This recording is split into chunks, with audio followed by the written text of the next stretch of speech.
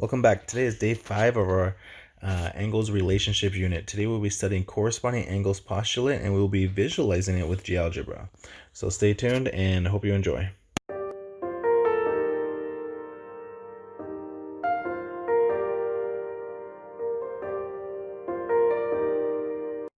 Oh yeah, it's that time again.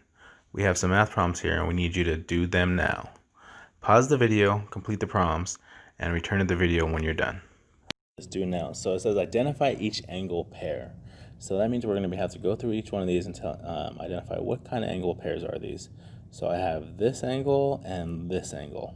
What are those called?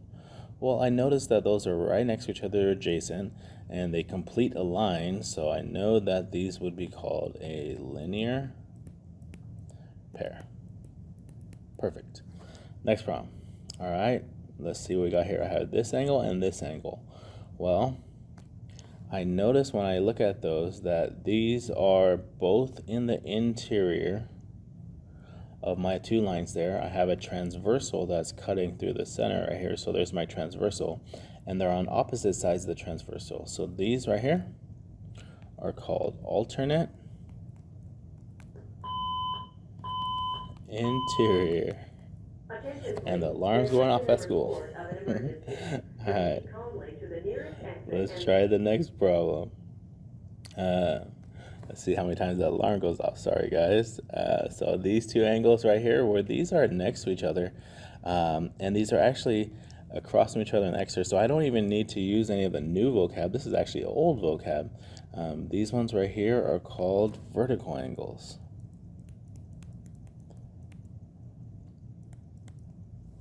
All right, and the last one, again, so on this one, what I notice is one pair is inside, one pair is outside.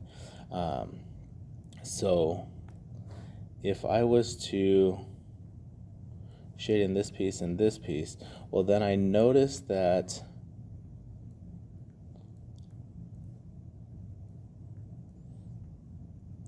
those are basically in the same location. Remember, we're thinking about chairs. There's 4 desks right there, and they're in the same spot, the same corresponding location. These are called corresponding angles.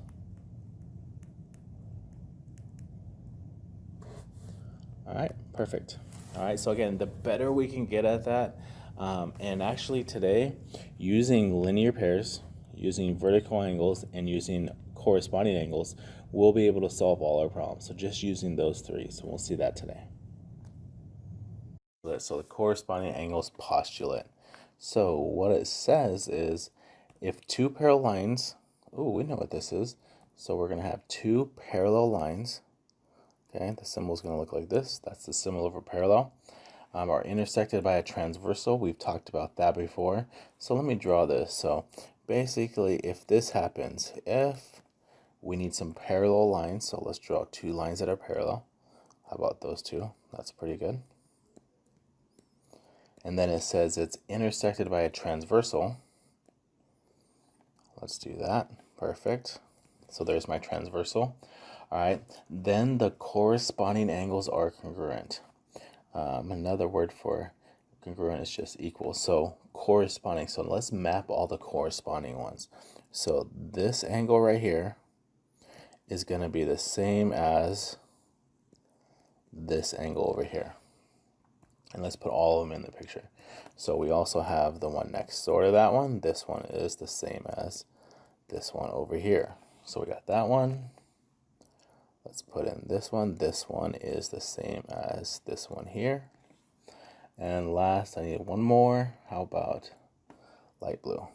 This one right here is the same as this one. Okay, so they're basically equal. So that's what this is saying. And we have a symbol that we actually put on these lines.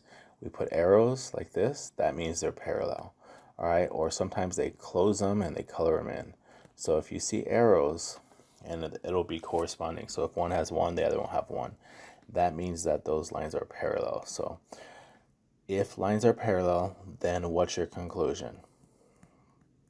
Then our conclusion is the corresponding angles are congruent. So let me throw some numbers in here. 1, 2, 3, 4, 5, 6, 7, 8. So what do they mean by that? They're congruent. They're exactly the same, which means they're equal in measure. So I know that angle 1 is congruent to angle 5. They're exactly the same. Angle 2 is congruent to angle 6. Angle 4 is congruent to angle 8. And angle 3 is congruent to angle 7. So this is what we're supposed to know. This is what we're supposed to learn here. So if this happens, if you have two parallel lines and they're cut by a transversal, then the corresponding angles are going to have to be the same. That's what we're saying. All right, and let's take a look at this GeoGebra and see that in action. To kind of check this out, so that postulate, let's see if that makes sense. So what we should see here is we have some parallel lines. And thank you, James, for making this. This is on GeoGebra. You can look at the link up top and just go straight to this if you want to use this. But the cool thing is, let me show you. So these lines are parallel, so meaning I can change these lines, but they will always stay parallel. The blue line is the transversal. But now what happens as we change this around?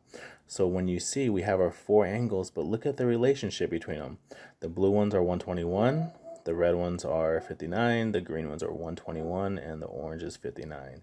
So no matter how I change this, I could change it, make it a little smaller, and they still are the same. I can like change the angles here, so I can make it more like this. But look at the corresponding angles. Pay attention to the corresponding angles. They're still equal. So this is a nice, easy way to show us that no matter how, as long as there's a transversal intersecting parallel lines, these four angles are always going to be the same. So I guess that's pretty good. I mean, I would take that as a postulate. After I've seen this now, I'd be like, yeah, I believe that postulate. I don't need to prove it. Noisiest day ever. I got helicopters going on, school alarms going on. Can't find a quiet spot anywhere. This is welcome to 2020, everyone. All right. So let's take a look at this problem. It says find the measure of each angle. Now we're going to use what we've been learning to be able to solve these problems. So first, let's go back to what we learned earlier this week. Well, we know that these two are vertical, so this is 118 also. So those are vertical angles. We know that these are linear pairs, so I know that whatever 180 subtract 118 is, whatever that value is, and it looks like it's 62, that means this one has to be 62, and so does this one, okay? So that's old. That's just vertical angles and linear pairs. We know that. But now we're going to use what we've learned to kind of take these numbers and to plot them over into the other side of, into those other four angles. And so what we know here is that the corresponding angles are going to be congruent, because look at these lines are parallel. See these symbols here? These symbols means these are parallel lines. And that postulate said if the lines are parallel, then the corresponding angles are congruent. So that means that this one must be 118. This one must be 62. This one must be 118 also. And this one must be 62. All right, so you should see that these basically were just, well, this one has to be the same as that one. And this one has to be the same as that one. Those are corresponding angles. This 62 is going to be the same as this 62. This 118 is going to be the same as this one here. There's your corresponding angles, and that's all we're going to do. So again, if you know, basically if you know three things, if you know linear pairs, if you know vertical angles, and you know corresponding angles, you basically can do all our problems here. So let's take a look at this one. So if I look at this problem, I'm going to find the one next door to that one. That's a linear pair, so let me do it real quick. A 180 subtract 126, and that would be 54. So these are linear pairs, which means they have to add up to 180. So perfect. So that's 54. Now I know what this one is because they're vertical angles or linear pairs again. And I know the one next to that is going to be 54. I'm just going to make this one colorful so we can see. So now let's match all the corresponding angles. So the corresponding angles means that this one has to be 126. That was the one we're looking for, but let's do all of them. That means that this corresponding angle is going to map to this one, so this is 54. This 126 is going to map to this one. They're in the same location, so that's 126. And the 54 is going to map over here. Do you see that? Do you see how these four angles fit perfectly over there with those four angles? They're exactly the same. So the corresponding angles are going to be congruent. All right, well done. Let's try two more problems. Let's try number 3 and number 4. All right, so let me see. I have 114. Let's use a linear pair. What's 180? Subtract 114. So do some mental math. Was that 66? So this is 66. All right. And I'll change some colors just so it's colorful. So this has to be 114. And this one over here has to be 66 because of vertical angles. All right, so just using vertical angles, I found the other one. So linear pair with some vertical angles. Now let's map every corresponding angle. So the 114, that means this one has to be 114. The 66 is going to go right here, so this one has to be 66. This blue 66 is going to go with this blue 66. Those are corresponding angles. And last, this is 114. Look how beautiful that looks. I mean, if I wrote neater, it would look even better. And let's do the last problem, and then we're basically going to wrap this up. So from some mental math here, well, if you want to do it a different way, you can find this one first. So that's vertical angle, so that's 60. Let's do a linear pair to find 120. Let's do a linear pair the other direction to find, I like the orange looks nice, 120. Perfect. And now let's just use corresponding angles to map these where they go. So this is going to have to be 120 right here. The blue 60 degrees is going to go there. Those are corresponding angles. The 120 is going to go there. And the last one, 60, is going to go right here. So in this problem, they were looking for the question mark, so it's 60 degrees. All right, so hopefully you're starting to see this. This is basically what the corresponding angle postulate helps us do. All right, let's try a harder problem now. So now, not much harder, but we're going to do the same thing. What do we notice right away? Well, first thing I notice is that these lines are parallel. And if these lines are parallel, then the corresponding angle postulate says, well, guess what? Corresponding angles are congruent. So there's two ways. I mean, there's a whole bunch of ways you can do this, but there's two ways I would probably do it. I would probably move this angle down here to where that goes. So I would use corresponding angles to write the x plus 31 here. And if you didn't want to do that, I might move this angle up here using corresponding angles. So I'd say this one is x plus 61.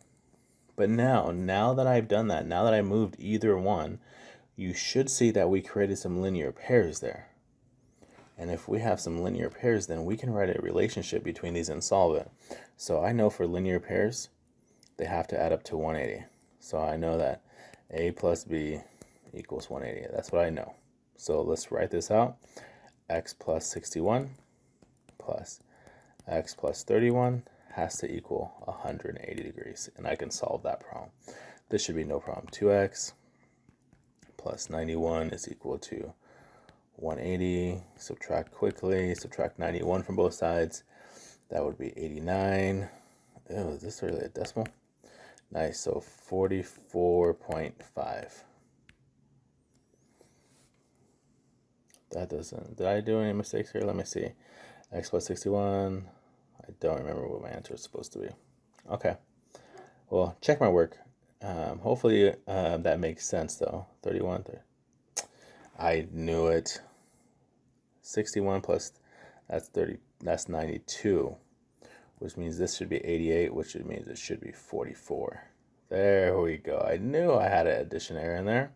So x is 44. So now they want the angle indicated. So let's go ahead and find those angles. So it says x plus 61. Well, we just found out x is 44. So we got 41 plus 61, which is 105. So let's write this in. So this angle is 105, which means the angle next to it, we can do the same thing, or we can just subtract. It's going to be 75. All right, and then this should be 105 if we needed to. This should be 75. Corresponding angles, that would be 75 again, 105, and so forth. All right, not too tough, right? This is not too challenging. It's just using corresponding angles to help us solve problems. So now, when you look at problem 6, though, take a look at 6. These are corresponding angles to each other. And what do we notice again? It says, guess what? We have parallel lines. So if two parallel lines are intersected by a transversal, then the corresponding angles have to be equal. Then these have to be equal, which means in this problem, A equals B. So these are going to be equal to each other. They're not going to add up to 180. They're equal to each other. So our problem is going to be 11x plus 11 is equal to 12x plus 2. And then it's just solving. Remember, you can always use GeoGebra if you want to solve this. But for me, this is no problem. Subtract 11x from both sides leaves me 1x here. Subtract 2 from both sides leaves me a 9. So it looks like x is equal to 9. So that wasn't too tough. And if I wanted the angle, the bold angle, I would just substitute in. So now I would just do a little bit of math here. 11 times, well, 11 times some number plus 11. So I'm going to use that 9 now. So I'll use that 9 and I will work this out. So this will be 99 plus, which is 110. Perfect. Game over. So this is 110 and also this is 110. All right. Check it. Plug in, see if it works. See if it